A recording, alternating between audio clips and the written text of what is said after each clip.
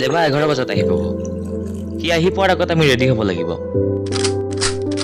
12 বাজিব, অৰ্জুন উৰিব আৰু আমি হৈ যাম আণ্ডাৰৱৰ্ল্ডৰ কিং। আমিতো চালা টকাৰ কাৰণে ক্ৰাইম কৰিছো, কিন্তু দেৱাক ক্ৰাইম কৰিবলৈ বাধ্য কৰাইছে পৰিস্থিতিয়ে। ইলিয়াছ হামজাক লগ ধৰিবলৈ যোৱাৰ দিনা দেৱাই মোক তাৰ গোটেই ষ্টৰিটো কৈছিল।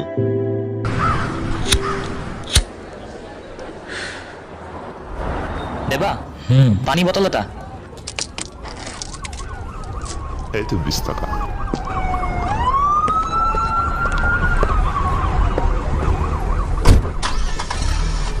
হে সোহেল, ইলিয়াছ হামজা কেতিয়া আহি পাব? 4:30 মান বাজি যাব। আমি হাজি মছজিদলৈ যাব লাগিব।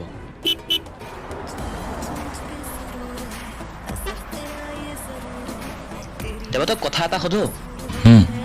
তোৰ লগত চিনাকি হোৱা মোৰ আজি এসপ্তাহ হ'ল, তথাপিতো তোৰ বিষয়ে মই একোৱেই নাজানো। তাৰোপৰি একেলগে কাম কৰিম বুলিও ক'লো আৰু ইলিয়াছ হামজাৰ লগতো কণ্টেক্ট কৰাই দিলো। মোৰ প্ৰশ্নটো হ'ল কি, তই ক্ৰাইমৰ দুনিয়াত কেনেকৈ সোমালি? অৰ্জুন আগৰৱালৰ লগত তোৰ দুশ্মনী কেনেকৈ হ'ল? শুন তেন্তে, মোৰ নামটো দেৱানন্দ কুমাৰ আছিল। ক্ৰাইমৰ দুনিয়াত সোমোৱাৰ পৰা নিজকে দেৱা বুলি চিনাকি দিওঁ। সৰুৰে পৰা দেউতাৰ লগত থাকি ডাঙৰ হৈছোঁ। তোৰ আম্মা? ডিভৰ্চ। মামা পুলিচ আছিল, যাৰ কথা মতে মায়ে দেউতাক দুটা অসম্ভৱ চৰ্ত দিছিল। চৰ্ত? কি চৰ্ত?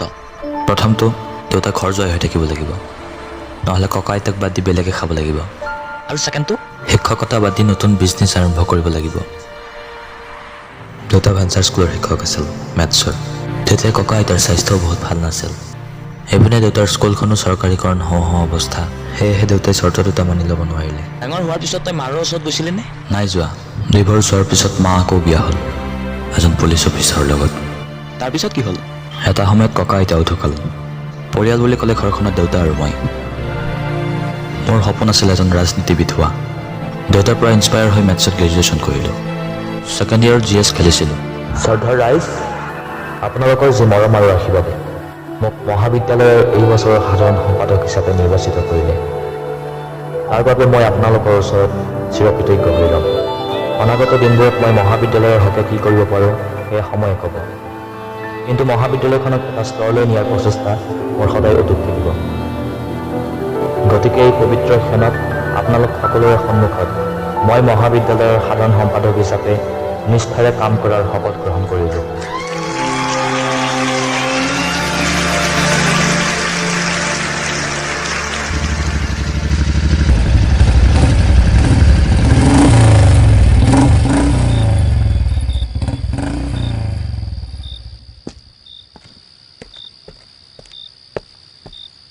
দেউতা, ইমান ৰাতি হ'ল হোৱাই নাই? ঘৰখনত দুটাই মানুহ, তোক এৰি খাওঁ কেনেকৈ? তই নহাকৈ শোওঁ কেনেকৈ? বল বল, ভাত খাওঁ বল।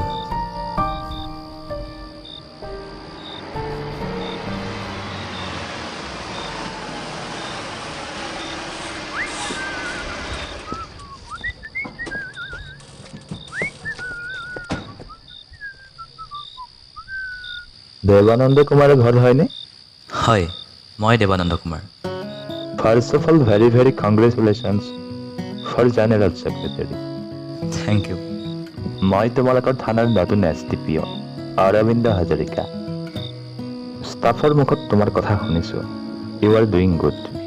সমাজ নিকা কৰাত তোমালোকৰ দৰে ডেকা ল'ৰাৰ প্ৰয়োজন আছে। সেইটো মোৰ ফোন নাম্বাৰ, প্ৰয়োজনত ফোন কৰিবা। I will help you as much as possible. আহিছোঁ।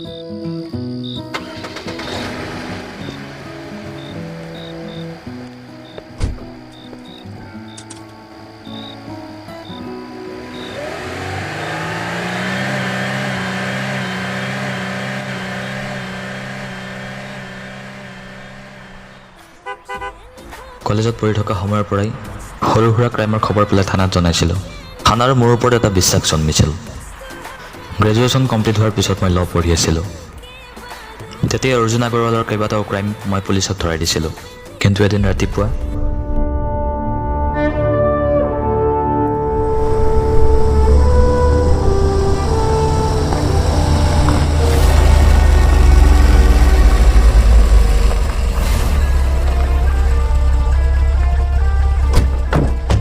বাহ, ভৰিৰ ওপৰত ভৰি তুলি দেশৰ খবৰ পঢ়ি আছে। হেই, পুতেৰৰ ঘৰত আছেনে নাই? দৰকাৰ মোৰ লগতহে আছে, মোৰ লগত কথা পাতিলে হ'ল। দেৱানন্দ কুমাৰ BSc কৰিছ, ভাল কলেজ এখনত মাষ্টাৰ হ। এইবিলাক জাচুচি কৰি কি পাইছ? মন আছে যদি মোৰ লগত কাম কৰ, ৰাতাৰাতি মালামাল হৈ যাবি চালা। যি মন যায় চব কৰিব পাৰিবি। মোৰ ল'ৰাই কি কৰিব সেই আদৰ কৰিব নালাগে। মই পুলিচক ফোন নকৰোঁতেই ইয়াৰ পৰা যাওঁগৈ। পুলিচক খবৰ দিবি? আবে দে না খবৰ।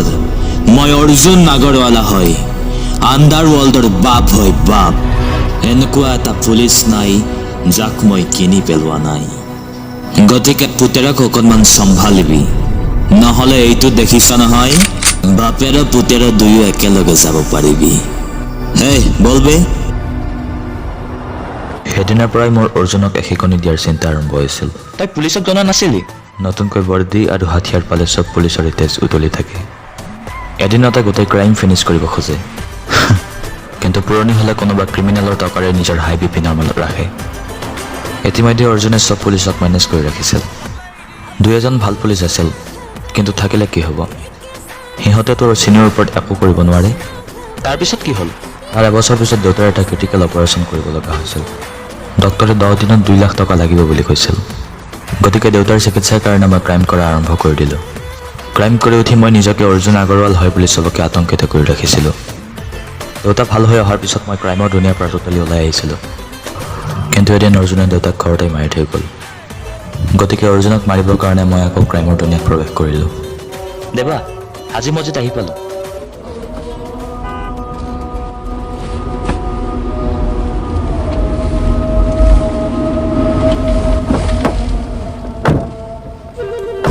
अस्सलाम वालेकुम। बिना लाइसेंस के अपन किसी को ऐसे हथियार नहीं देता। तुझे इसलिए दे दिया ताकि तेरा मकसद पूरा हो जाए। अपना ख्याल रखना। खुदा हाफिज। এই সোহেল, ৰেডি হৈছনে তহঁত? অঁ দেৱা, ৰেডি আমি, বল বল।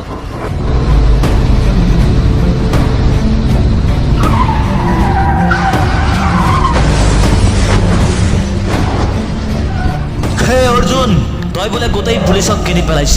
আজি মাত চালা তোক কোনে বচাই চাওঁ। মৰিবলৈ সাজু হ চালা আণ্ডাৰৱৰ্ল্ডৰ বাপ। আবে কোন দেই মোৰ গলিলেহে মোকেই দম দিয়ে। দম দিবলৈ নহয়, তোক মাৰিবলৈ আহিছোঁ। তই মোক মাৰিবি? চালা মাৰ।